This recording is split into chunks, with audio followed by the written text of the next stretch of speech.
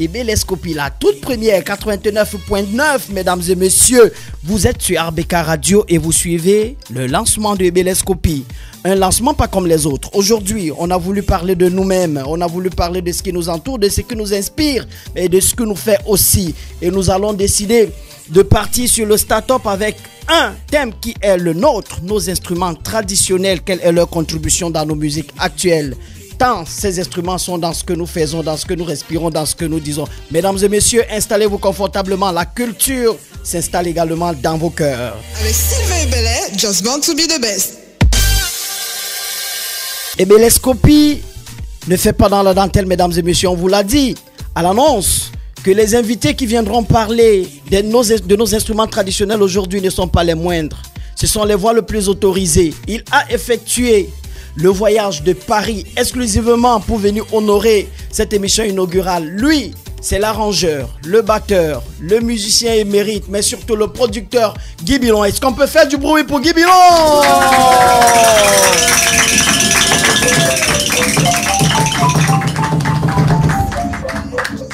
Bonjour Guy et bienvenue au Cameroun. Toute ma gratitude pour cette invitation que tu as honorée. Merci. Je te remercie Sylvain. C'est un plaisir de te retrouver et puis surtout un plaisir de retrouver cette maison qui a toujours fait beaucoup pour les artistes.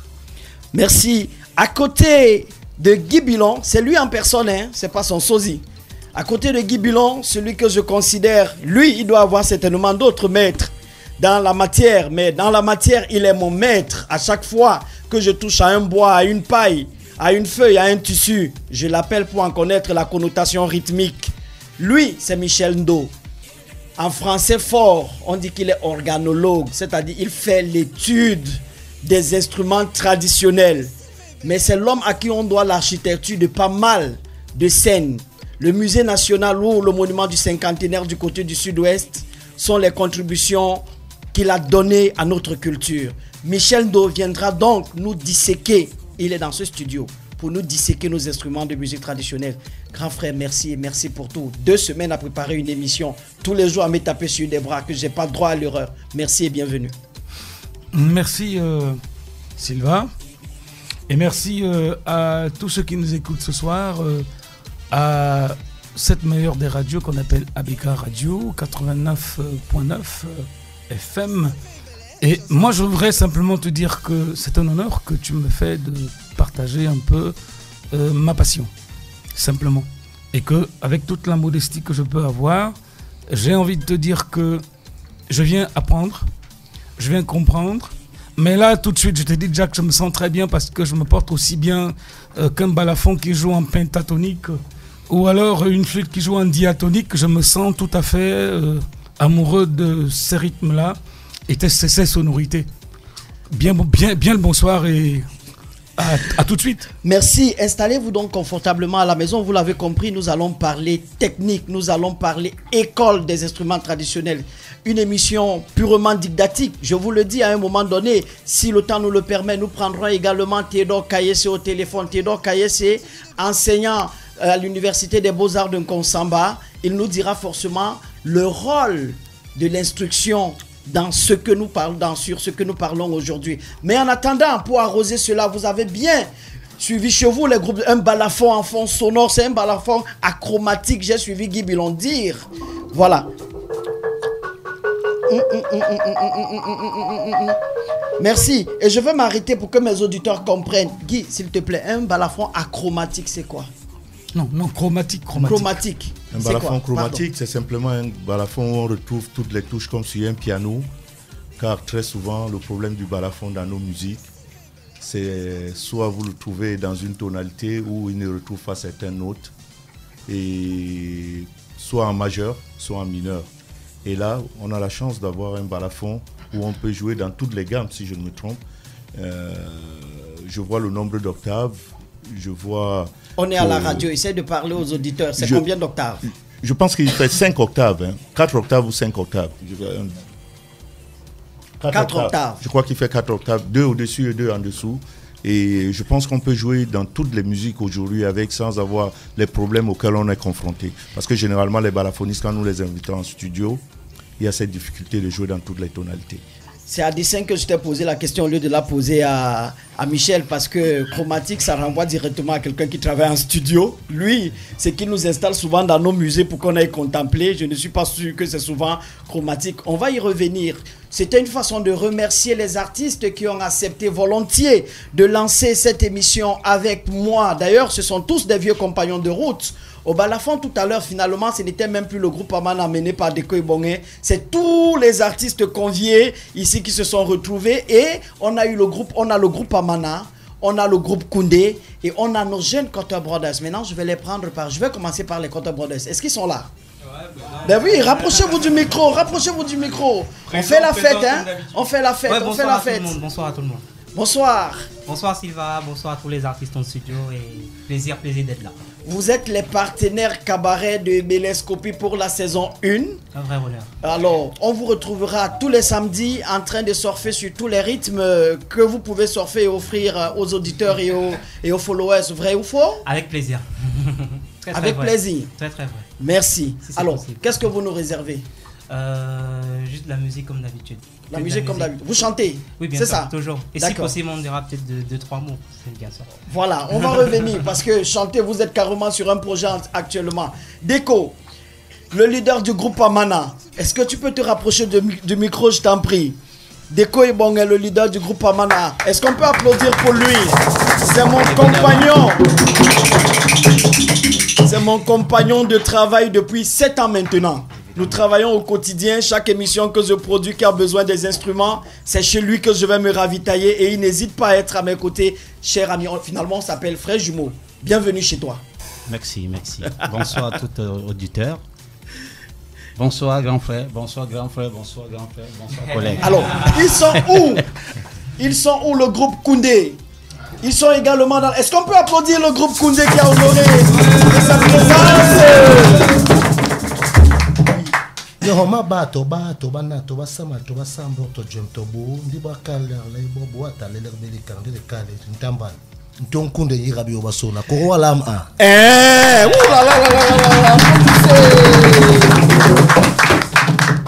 Voilà, chers auditeurs, ceux qui vont vous tenir en haleine pour l'inaugural de Bélescopie. Je remercie tous ceux qui ont effectué le déplacement de ABK Radio. Ils sont pleins. Je veux m'incliner devant un grand frère qui me conseille à distance, mais qui a un œil ouvert 24 heures sur 24 sur moi. Monsieur Gustave Pin, bienvenue. Tu te lèves pas? Mais oui, applaudissez ce monsieur. Ce sont les modèles que j'ai. On dit que la société d'aujourd'hui, la jeunesse d'aujourd'hui n'a plus de repères. J'ai cherché mes repères à moi et je les ai trouvés. Je pense que je ne me suis pas trompé. Thank you. Merci beaucoup, grand frère. Bonsoir à tous les auditeurs de ABK et nous sommes fiers de vous, Emile. Merci beaucoup. Je devrais encore le mériter encore plus. Je vais travailler 10 fois plus encore. Alors, on vous l'a dit, si vous venez de vous connecter sur la 89.9, vous suivez l'inaugural de Bélescopie et nous parlons des instruments traditionnels, nos instruments traditionnels, leur rôle dans nos musiques aujourd'hui. Et je vais me tourner tout de suite vers quelqu'un que je considère comme le spécialiste. D'ailleurs, il est Michel. Quand on parle des instruments traditionnels, ça renvoie à quoi? Si je peux me permettre déjà merci, si je peux me permettre de juste recadrer un peu la dénomination de ce que vous avez dit. On va plutôt parler des instruments de musique traditionnelle. Pas les instruments traditionnels. Les instruments de musique traditionnelle, voilà, effectivement. Alors, ça renvoie à quoi?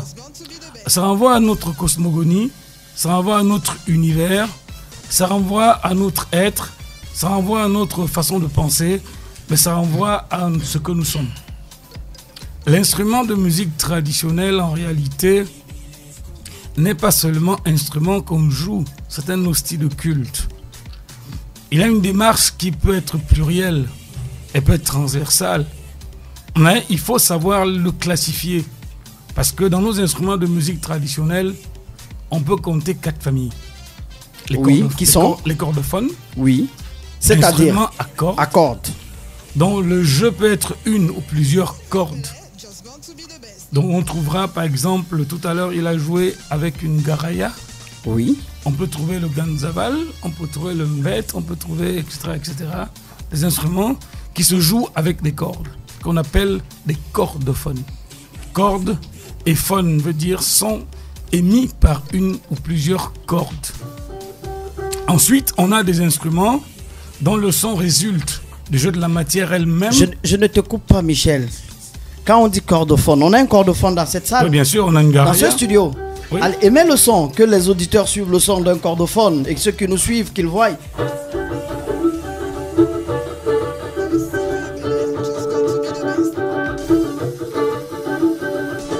Merci beaucoup. Alors, je disais tout à l'heure les cordophones. Oui. Ensuite, on peut entrer dans une autre famille qui sont les membranophones.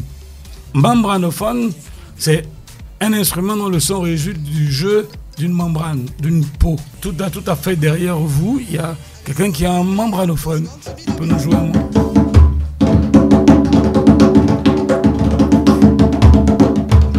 Maintenant, on va dans une autre famille qui s'appelle les idiophones. Oui. Idiophones, ce sont des instruments dont le son résulte du jeu de la matière elle-même.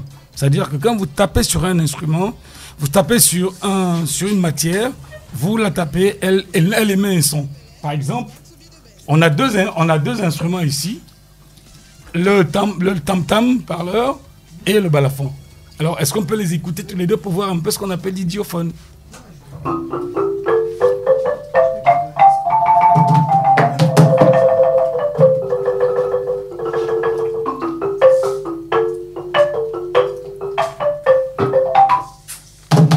On a écouté le tam-tam parleur ou le tam-tam simplement, qui sont deux instruments. L'autre, on l'appelle balafon, mais on peut aussi l'appeler lamellophone, parce que ce sont des lamelles sur lesquelles on obtient un son.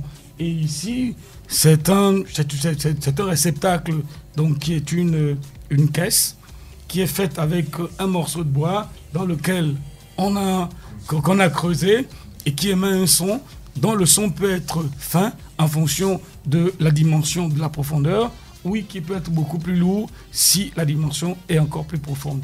Alors, la quatrième famille, ce sont les aérophones.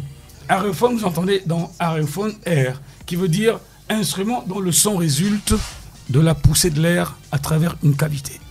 Et là, je vais demander à Deko, oui, s'il peut nous jouer un petit air d'un aérophone qu'on appelle, que l'Occident nous a toujours appelé à dire instrument avant. C'est un instrument avant.